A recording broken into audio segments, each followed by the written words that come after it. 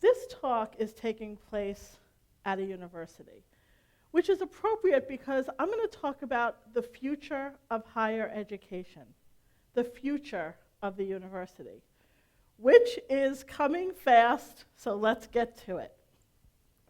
Today's universities are based on a medieval model, which brought together uniquely in one central geographical location three related scarce resources. First, information, massive amounts of information collected in the university library. Second, subject matter experts, professors. And third, socially acceptable mechanisms for certifying mastery in complicated fields. Think here, tests, exams, degrees, diplomas. So students who wanted access to professors and to information, and students who, after studying all that information from those professors, wanted a way to signal mastery to the outside world, they had one choice. They traveled from home to study at a university. And we haven't moved far from that medieval model today. Indeed, traditional university education is still available to only a select few. It's expensive. So the direct costs alone are a barrier. And so are the indirect costs of having to move nearby. But the good news, the great news really, is that we are at the cusp of tremendous change in the university as we know it. The geographical limitations and the direct and indirect cost barriers will be greatly, not entirely, but greatly reduced in the coming years. Why now? Why are we now at the cusp of such dramatic change in a university model that has sustained itself since medieval times? Because of the digital revolution, the internet. The internet is the printing press of the 21st century. The printing press changed life in so many ways. The internet has that same transformative power. What was impossible before is possible now.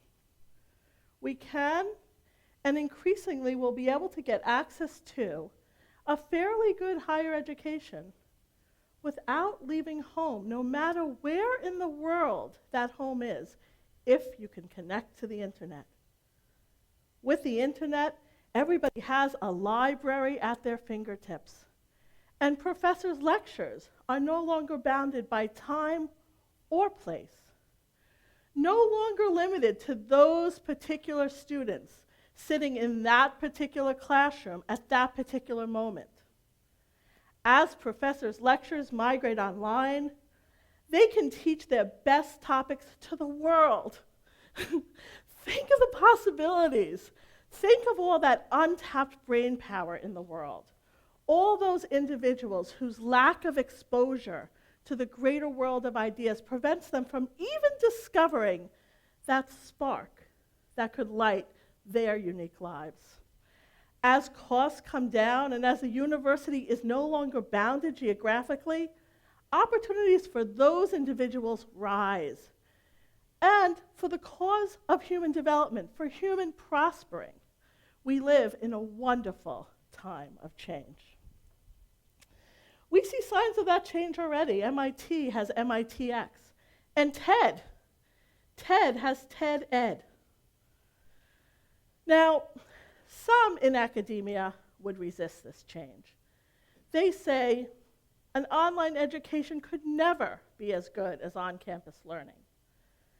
To them, I think we have to first ask the question, good for whom?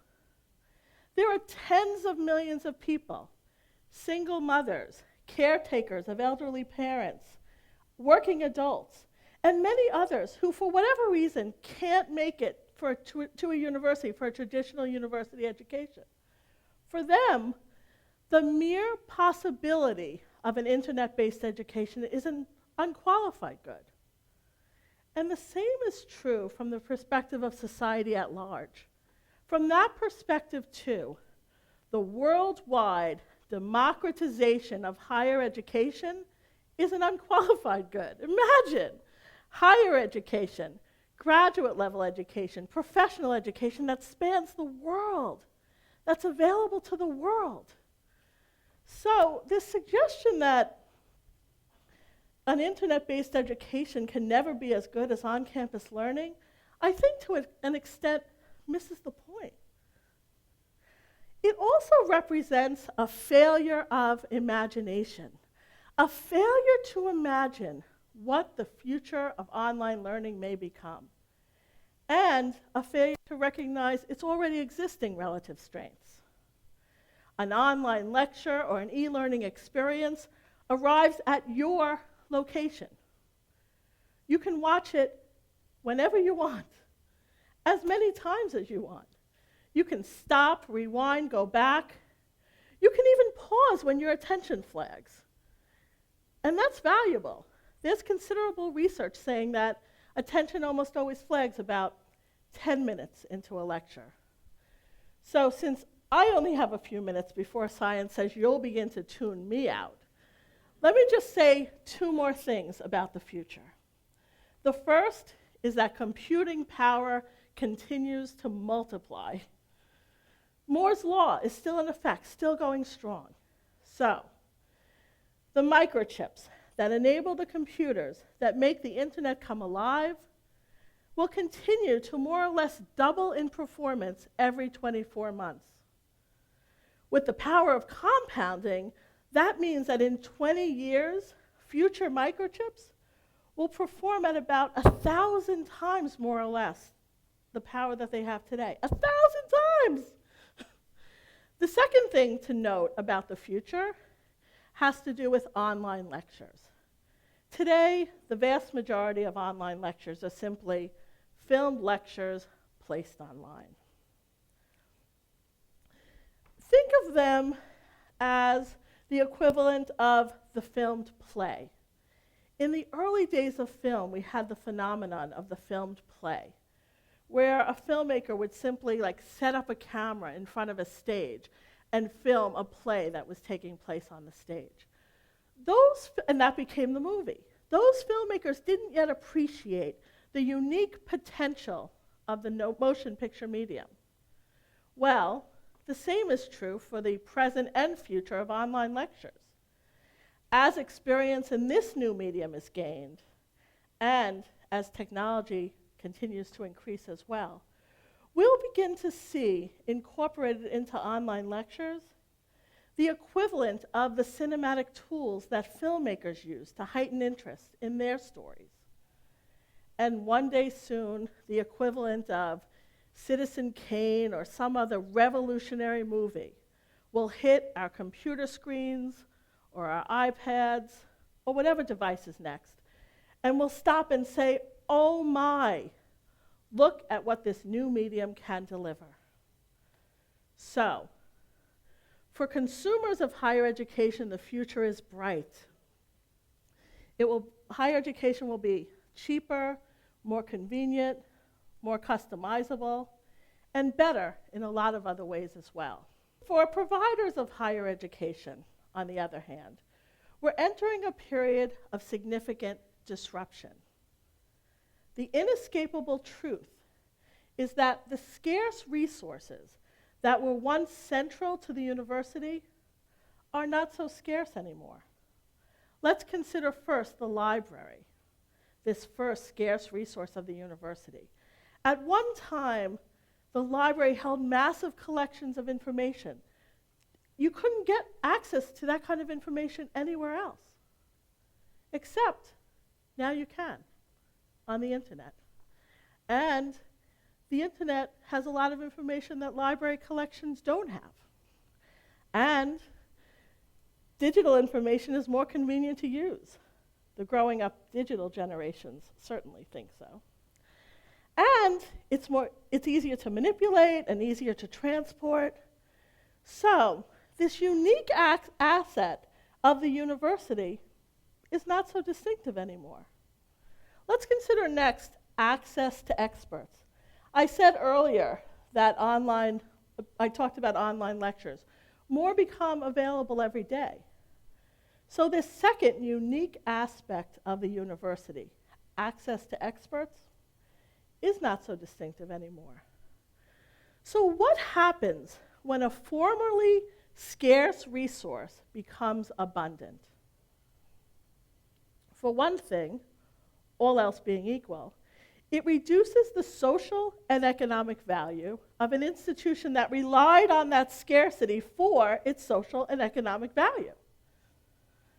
Under those circumstances, universities need to recognize that disruption is inevitable and imminent. Imminent enough that strategies to survive in this new era should already have been developed. Now, universities need to reconsider what they do and how they do it. They have to ask themselves the important but difficult question. If we were to build a university from scratch today, what would we teach and how would we teach it? More to the point for the traditional campus university is the question of how to make the campus experience so enriching as to warrant its costs. Otherwise, the campus itself could become a sort of white elephant, wondrous to look at, but ruinous to possess. So what is a university to do? Paradoxically, I think universities need to migrate onto the internet everything they can, and then focus on making the in-person experience as good as it can get. Refocus their teaching energies, their course content, and feedback and assessment of students to make central to every decision, that face-to-face interaction between the student and the professor. That would provide advantage over online-only educators. So let's think first about course content. Now, course content focuses a lot on knowledge transfer. But knowledge transfer can be done much more efficiently online. In the future, on-campus learning will focus a lot more on subjects that can't be taught online. Subjects like acting, debate, public speaking, social and emotional intelligence. These are just a few, but by and large, these topics require real-time feedback and assessment and real-time modeling, which means a place, which means a campus. Take, for example, my own field, law. Legal education for more than a century has privileged legal analysis and reasoning over the many other skills that you need to have to be a competent lawyer. Skills like counseling, negotiating, client interviewing, active listening, even arguing before a judge. Students in law school take about 25 to 30 courses. A law school would be proud if their average student took 4 or 5 courses that had a practical component. But training in practical skills requires real-time feedback and assessment, which puts a premium on institutions that exist in the real and not merely in the virtual world. Well, every academic discipline will undergo this same kind of analysis.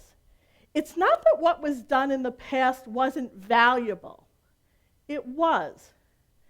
It's just that it may not be viable today in a digital world. Let's consider next assessment and feedback of students. That's another way to capitalize on the in-person experience. Now, assessment and feedback of students focuses so much on exams. But there are so many other tools we can use to assess students and give them feedback along the way before they take the exam to make sure that they're learning things throughout the semester. How many of you, on a regular basis, went back to your professor to find out what you did right or wrong on an exam? Exams, exams are not always about student learning. Sometimes, by the time the exam is over, the students moved on. They're not interested in finding out what they did right or wrong. So, in the future, feedback and assessment will be central to every face-to-face interaction between a student and a professor, where the professor moves off the stage and becomes a coach, helping the students to use the information that they need to learn actively during every class, and where feedback is regular, every class, every week. That would provide a real advantage over online-only educators, and that's what we can look forward to. Change is difficult. It's difficult to change an institution. And the first rule of higher education, it was once said, is that nothing should ever be done for the first time. So change is particularly difficult for institutions of higher learning. Their practices are entrenched. They've operated in the same ways for years, for decades, in some cases for centuries. But this change is worth it. This change will open up new worlds to everybody. And that's what we can look forward to. The National Geographic, in 1905, decided to publish a spread of photographs for the first time, resulting in the resignation of 2 board members in disgust. They said, photos in the National Geographic? No, that was too extreme a change. That would convert their prized journal into a mere picture book. Extreme or not, though, that change was worth it. That change literally opened up a world to us all. We would have been poorer as a society if the National Geographic Society had not decided to allow its journal to utilize the technologies of the time. The same opportunities exist to open up new worlds to people right now. And all we need to do is similarly to embrace the technology of today and to take advantage of the many other resources we've inherited from our past. Let's do it. That's a future worth working toward. Thank you.